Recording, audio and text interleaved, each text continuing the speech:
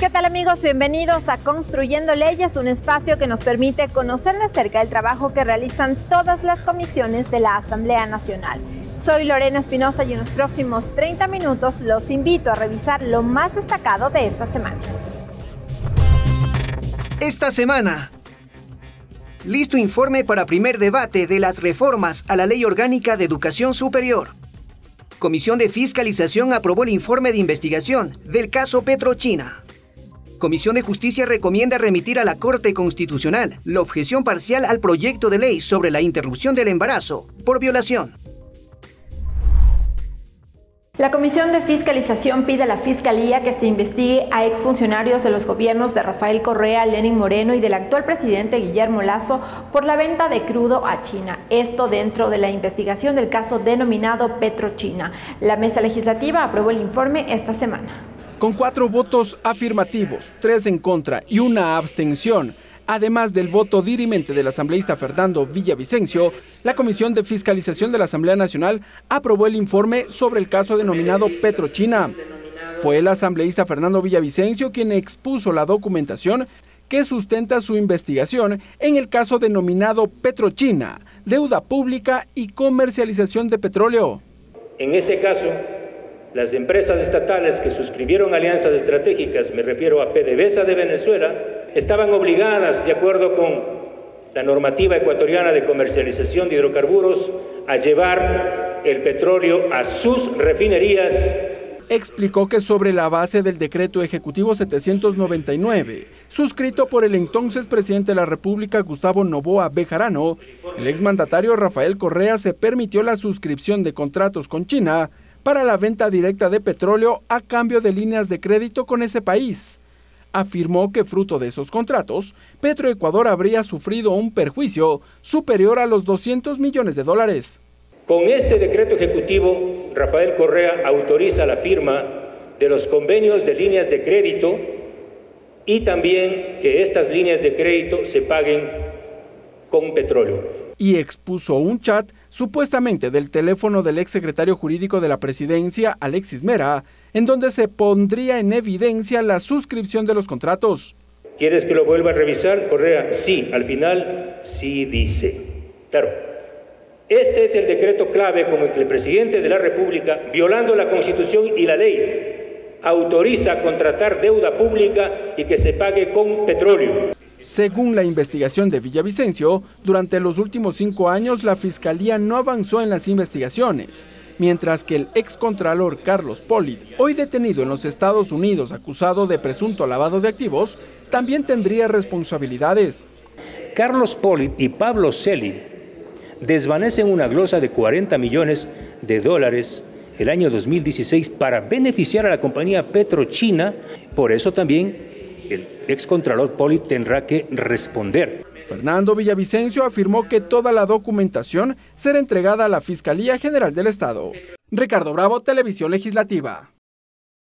La Comisión de Justicia aprobó el informe sobre la objeción parcial remitida por el Ejecutivo al proyecto de ley que garantiza la interrupción voluntaria del embarazo en casos de violación. La Mesa Legislativa recomienda al Pleno que el pronunciamiento del mandatario sea analizado por la Corte Constitucional.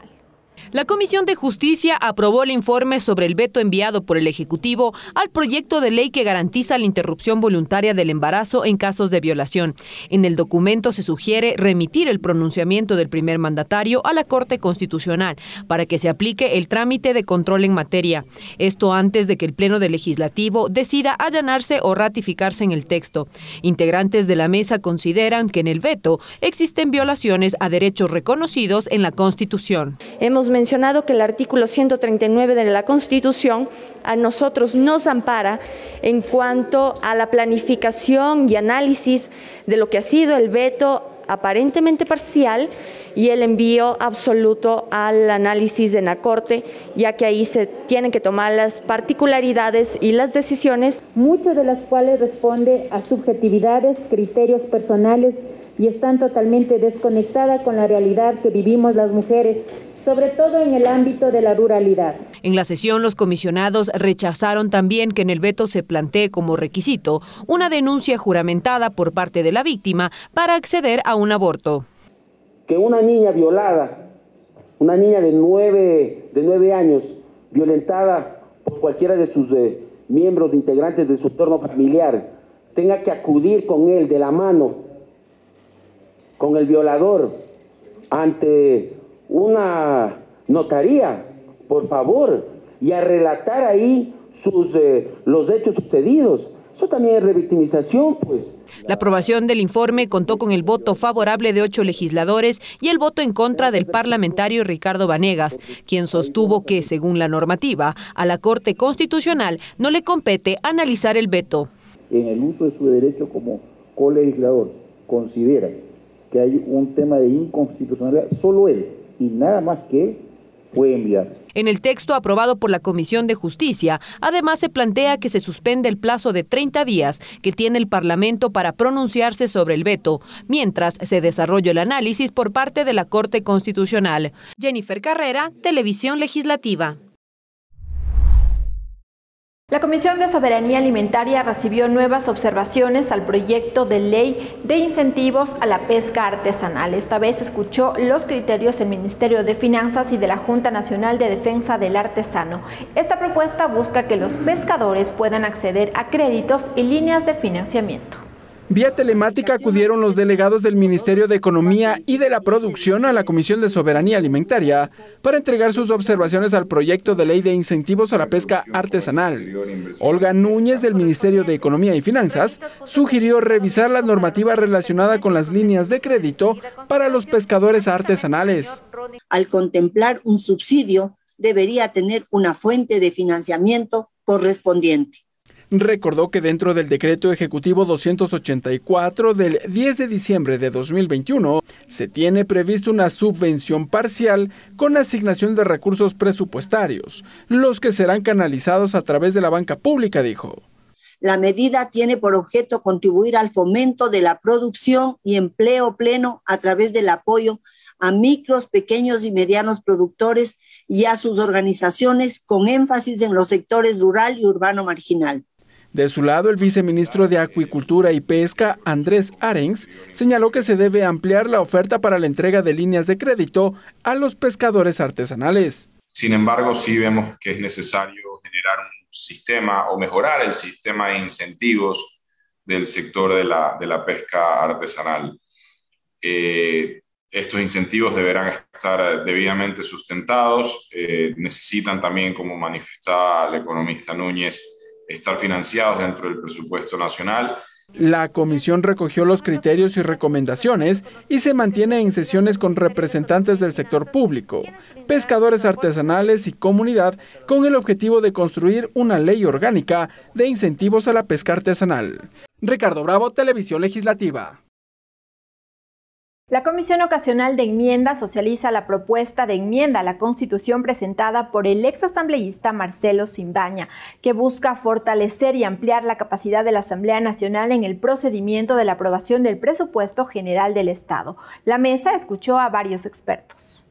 La Comisión Ocasional de Enmiendas continúa recibiendo observaciones a la propuesta de enmienda constitucional planteada por el exlegislador Marcelo Simbaña, referente a la administración, distribución, reforma compartida y aprobación del presupuesto general del Estado.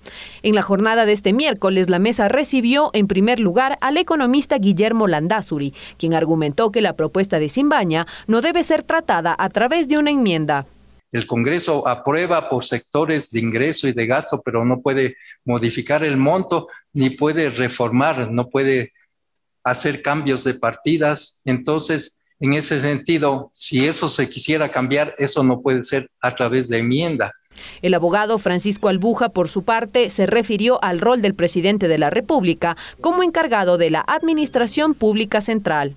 Pues no hay mayor intención, creo yo, en señalar que el artículo 141 afecte o intente poner al presidente de la República sobre las otras funciones del Estado. Entonces, simplemente indicar que el artículo 141, tal como se sugiere, es viable en la enmienda. Frente a la renuncia del presidente de la comisión, Francisco Jiménez, a su calidad de legislador, la vicepresidenta Isabel Enríquez presidió la sesión. Se tiene previsto que en una próxima convocatoria se oficialice la postulación de Enríquez. Así también se realizará la elección de un vicepresidente. Jennifer Carrera, Televisión Legislativa. Los principales roles de la Asamblea son legislar y fiscalizar. Legislar porque es donde se construyen las leyes y fiscalizar porque tiene la potestad de inspeccionar actos de las funciones del Estado. Para ello, puede convocar a autoridades, ciudadanos, empresa pública o privada y dar seguimiento. Incluso las decisiones pueden trasladarse al Pleno.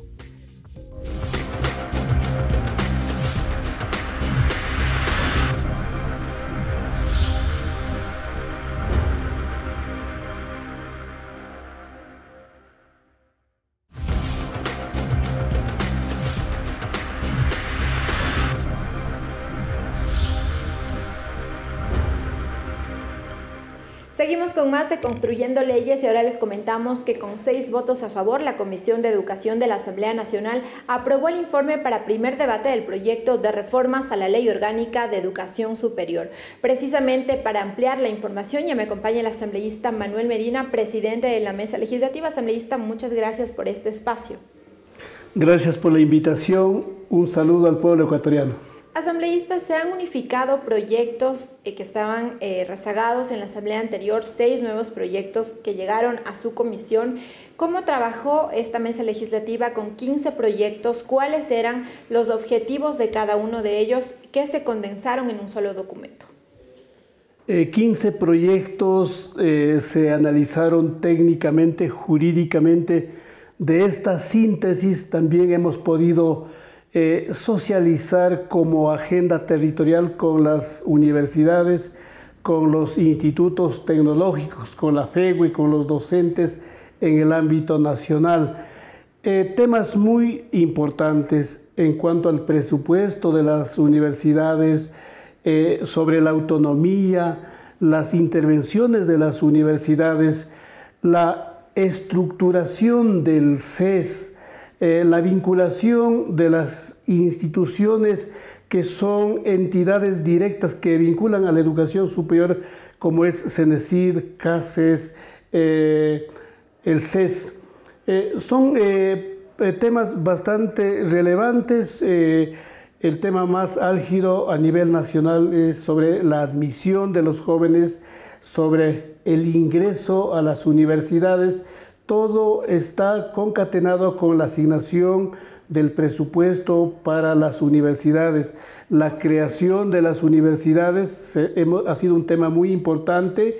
Hemos analizado y recibido también los aportes en cuanto a los posgrados, a las maestrías, los doctorados, cuánta estructuración, organización y también fundamentalmente el costo que implica estas maestrías y con un enfoque comparativo en relación a las universidades internacionales. Justamente, asambleísta, si hablamos de unas reformas a la Ley de Educación Superior que desde los diferentes sectores decían era pertinente y urgente, ¿se garantiza entonces el acceso a la educación superior? ¿Qué modificaciones existen en el proceso de admisión? ¿Cómo va a funcionar? ¿Con esta reforma se permitirá una mayor afluencia a la universidad? La juventud manifiesta que las pruebas que se han organizado por intermedio de CENESID ha conllevado dificultades. Cientos de jóvenes no pudieron ingresar a las universidades y se está planteando que estas evaluaciones se puedan promover en cada una de estas universidades.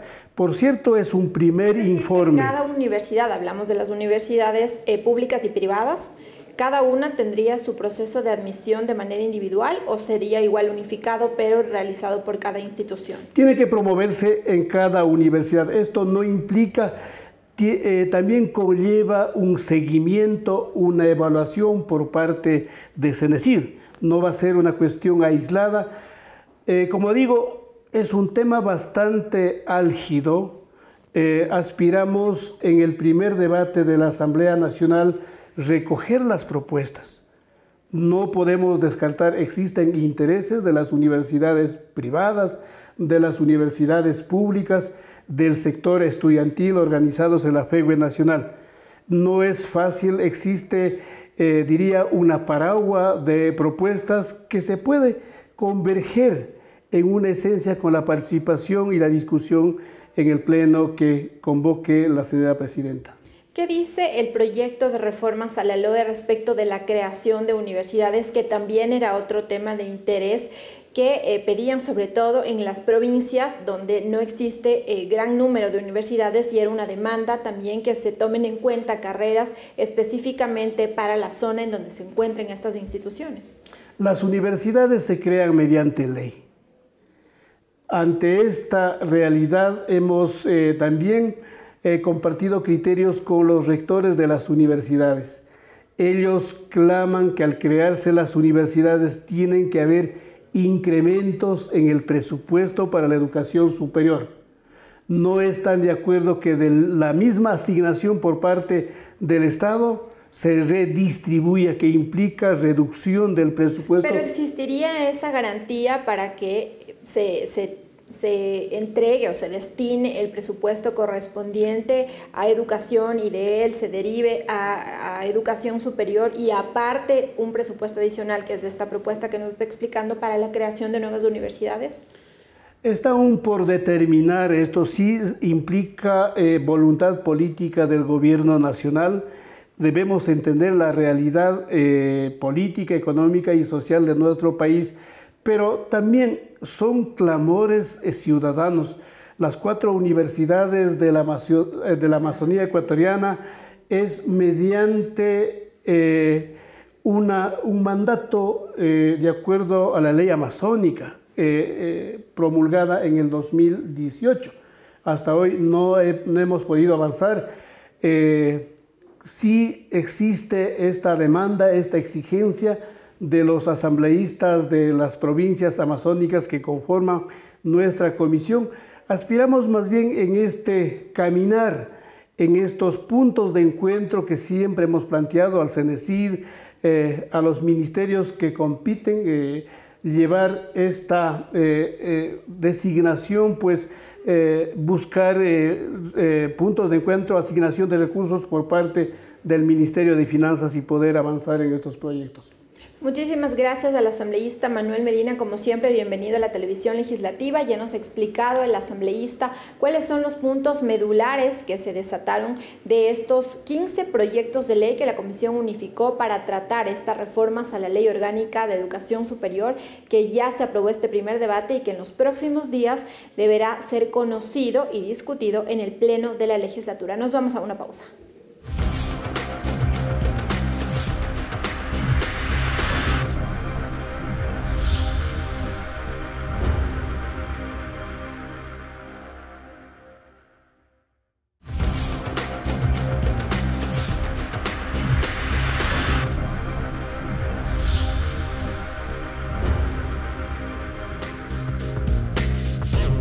Porque en ellas se aprueban los informes para primer y segundo debate de las leyes. Las comisiones son el espacio de mayor profundidad de debate, porque es ahí donde se aprueban los textos que llegan al Pleno de la Asamblea. Seguimos con más de Construyendo Leyes y ahora les contamos que en el marco del trámite de las reformas al Código Monetario y Financiero, la Comisión del Régimen Económico escuchó nuevos aportes. El cálculo de las tasas de interés y el refinanciamiento de deudas de los clientes fueron temas de análisis. El proyecto de ley orgánica reformatoria al Código Orgánico Monetario y Financiero recibió nuevos aportes. José Gabriel Castillo, viceministro de Economía, no compartió el cambio de reestructuración y la representatividad de gobernanza de las juntas monetarias y financieras. Aclaró que la normativa vigente fortalece la dolarización y la estabilidad económica del país. Se entiende que las decisiones que tienen que tomarse en materia monetaria y financiera deben tener una independencia del ciclo político al que evidentemente cada una de las carteras de Estado está sujeto. Indicó que el cálculo de las tasas de interés está reglamentado por el Banco Central del Ecuador y la Junta de Regulación Monetaria. Además, recalcó que la banca pública financió la deuda de los clientes tras la pandemia del COVID-19. En el caso del crédito de consumo prioritario, una reducción de 1.32. En el caso del microcrédito de acumulación ampliada, una reducción de 3.74 puntos. En el caso del microcrédito de acumulación simple, una reducción de 5,12 puntos porcentuales. Criterio con el que compartió el presidente de la Asociación de Bancos del Ecuador, Marco Rodríguez, quien aseveró que las entidades financieras dieron provisiones para evitar los riesgos de aumento de morosidad de los clientes. Las actividades financieras, señores asambleístas, son la segunda actividad que más contribuye en la recaudación de impuestos y tributos al Estado. El 18% de la totalidad de recaudación corresponde a las actividades financieras.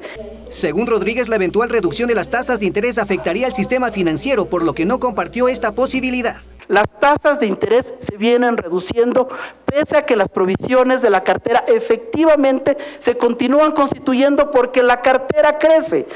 Frente a las reformas de Código Orgánico Monetario y Financiero, los representantes de la banca recomendaron a la Comisión considerar la norma actual que determina las atribuciones y las instancias de regulación del sistema financiero nacional.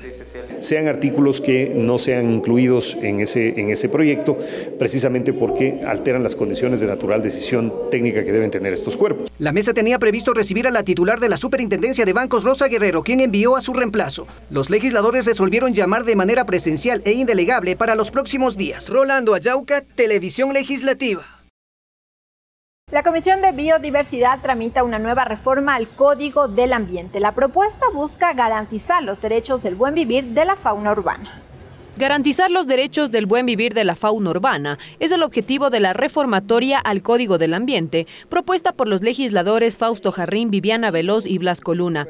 Dos de ellos comparecieron en la Comisión de Biodiversidad y expusieron los alcances de la norma, como es el crear las condiciones materiales para la aplicación de políticas integrales y participativas en torno a la regulación del manejo responsable de la fauna urbana, promoviendo el bienestar animal. La familia toma la decisión de adoptar o adquirir un animal de compañía, al final del día muy probablemente se aburre y lo abandona a la calle y genera un problema y una dificultad para la colectividad y para la sociedad, porque ese animalito se encuentra en la indefensión y es necesario normar y regular aquello. Uno de los ejes que contempla la reformatoria es la creación de un registro público de animales de compañía, además de la realización de un censo de perros y gatos. Lleve adelante un registro público para saber ese animalito ¿cómo va llevando adelante? O sea, en definitiva, una cédula de identidad. El registro y el censo obligatorio de todos los animales domésticos para poder hacer un correcto seguimiento, inclusive con quienes cometen el delito de maltrato animal. En la misma jornada, en Comisión General, los comisionados escucharon las observaciones a la norma por parte de representantes de la Fundación Protección Animal Ecuador, quienes, entre otros puntos, recomendaron se implemente un proyecto nacional de control de población animal. Consideramos que llamarle campañas de esterilización, campañas de vacunación, son cosas que pueden tener una temporalidad y que tienen que tener una temporalidad y poner, ustedes mencionaban como mínimo 2 al año, pero pueden ser 2 campañas de 10 animales en un año. O sea, esto no se especifica y esto tiene que tratarse como un programa nacional de control de población. Los proponentes además aclararon que la propuesta de ley no involucra incremento al gasto público y que corresponde a los gobiernos autónomos descentralizados municipales desarrollar la normativa que permita la materialización de los derechos de la fauna urbana. Jennifer Carrera, Televisión Legislativa. La Comisión de Transparencia y Participación Ciudadana avanza en el trámite del proyecto de ley de transparencia y acceso a la información pública. La mesa legislativa recibió aportes de investigadores y docentes. El primero en intervenir fue Julio López, director de Proyectos e Innovación de la Fundación DataLat. Resaltó varios aspectos de la normativa. Habló sobre los datos abiertos y gobierno abierto. Ahí justamente se incluye la definición de datos abiertos, la cual no es la misma que, por ejemplo, se incluye en la política de datos abiertos que ya fue aprobada en el 2020, cuyo órgano rector en este caso es el MINTEL, pero el gobierno central, y ahí en el artículo 4 de la política se define claramente qué son datos abiertos y eso es lo que actualmente se aplica en todas las entidades del gobierno central. Resolver el problema de la opacidad y atacar directamente los riesgos de la corrupción fue el criterio de Irma Jara, docente del Instituto de Altos Estudios. Sostuvo que la ciudadanía ha aprendido que la transparencia en la información pública es importante. Para hacer veeduría y para hacer control social, sino también para participar activamente en estos nuevos modelos de gobernanza como gobierno abierto y ser partícipe de la mejora de servicios públicos. Sin información no lo podemos hacer. Comisión también escuchó a Simón Jaramillo, delegado de la Corporación de Participación Ciudadana. Sugirió establecer normas de publicidad expresa para el Ministerio de Finanzas, al igual que todos los entes estatales que tienen este tipo de procedimientos. No solo la información institucional del Ministerio, sino información del presupuesto general del Estado. En este tema, el asambleísta Ricardo Ulcuango reconoció la importancia de los aportes de cada uno de los expertos, básicamente en lo que respecta a la transparencia en beneficio de la sociedad. Expresó que el tema de la deuda pública no debería ser secreto. Efectivamente, el tema de la deuda pública o deuda externa es un tema que desde nuestro punto de vista no debería ser secreto. Y es más, no ha habido mayormente en otros momentos, pero también en los últimos tiempos prácticamente se han cerrado la información. La propuesta contiene 47 artículos, 8 capítulos, 7 disposiciones generales, 5 transitorias, 2 reformatorias, 1 derogatoria y 1 disposición final. La propuesta plantea fortalecer el pleno ejercicio del derecho humano al acceso a la información y competencias de la Defensoría del Pueblo. Mariela Logroño, Televisión Legislativa. El proceso de fiscalización del caso Narcogenerales y el cumplimiento de la Ley de Prevención y Consumo de Drogas fueron algunos de los temas que marcaron la agenda al interior de la Comisión de Soberanía y Seguridad Integral. Les tenemos un resumen. En el marco del proceso de fiscalización del caso de ascenso de generales de la Policía Nacional y Narcogenerales, recibió a Fabián Duarte, general en servicio pasivo, que explicó sobre el funcionamiento de las matrices y programas empleados en el proceso de ascenso de la promoción 50 de oficiales en línea. Duarte manifestó que en su momento recomendó que se realice una consulta al procurador por algunos impedimentos legales en esa promoción. No resuelto ni absuelto jurídicamente dentro del código de entidades de seguridad ciudadana o el reglamento. En todo caso, no se escuchó y se generó una nueva calificación pese a que no existía el concepto de un tercero imparcial. En otro tema, la mesa legislativa recibió a Diego Rivadeneira, experto en riesgos, quien expuso ante la mesa legislativa la propuesta de creación del Instituto Nacional de Prevención y Gestión de Conflictos Sociales, así como la implementación de un sistema de alerta y respuesta temprana. El año 2006, esto es lo que se está utilizando para manejar los conflictos sociales, pero no solo para manejar los conflictos sociales, sino para cambiar la cultura de confrontación a una cultura de diálogo. Y eso sin duda es un factor que puede cambiar un poco la forma en la que nos relacionamos en el país. En la misma sesión, la comisión también escuchó a Diego Riofrío, presidente del Instituto Preven, quien se refirió al cumplimiento de la Ley de Prevención de Consumo de Drogas. Manifestó que la normativa no se cumple y que los índices de consumo de drogas incrementan en el país. Primero, no hay una política de prevención, ni en el ámbito educativo. En el Ministerio de Educación siguen manejando los mismos protocolos desde el año 2015, que ya vimos que nos ponen en el 4º puesto a nivel de América de consumo de cocaína. Y si seguimos haciendo lo mismo, vamos a obtener los mismos resultados. A la mesa también acudió un experto de seguridad, quien expuso un estudio sobre el miedo al crimen. Lorena Espinosa, Televisión Legislativa. Bien, y así concluimos esta emisión, amigos, pero recuerden que ustedes pueden seguir de cerca el trabajo de todas las comisiones a través de sus redes sociales. Hasta la próxima.